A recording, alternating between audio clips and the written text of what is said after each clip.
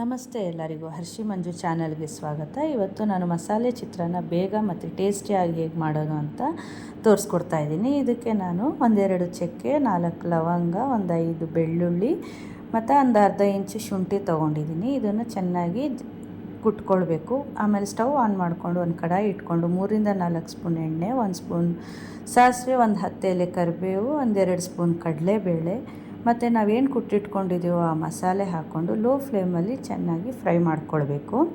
ಇದಾದಮೇಲೆ 5-6 ಹಸಿಮೆಣಸಿನ್ಕಾಯಿ, 3-4 ಈರುಳ್ಳಿ ಸಣ್ಣದಾಗಿ ಹೆಚ್ಕೊಂಡಿರೋಂಥದ್ದು, ರುಚಿಗೆ ತಕ್ಕಷ್ಟು ಉಪ್ಪು ಹಾಕ್ಕೊಂಡು ಟ್ರಾನ್ಸ್ಪರೆಂಟ್ ಆಗೋ ತನಕ ಫ್ರೈ ಮಾಡ್ಕೊಳ್ಬೇಕು.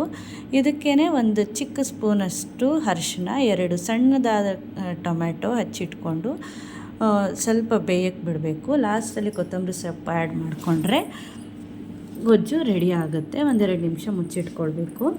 ಆಮೇಲೆ ಮೊದಲೇ ಮಾಡಿಟ್ಕೊಂಡಿರೋಂಥ ಬಿಸಿ ಬಿಸಿ ಅನ್ನಕ್ಕೆ ಗೊಜ್ಜು ಹಾಕ್ಕೊಂಡು ಕಲಿಸ್ಕೊಂಡ್ರೆ ಮಸಾಲೆ ಚಿತ್ರಾನ್ನ ಬೇಗ ರೆಡಿ ಆಗುತ್ತೆ. ತುಂಬ ಟೇಸ್ಟಿಯಾಗೂ ಇರುತ್ತೆ.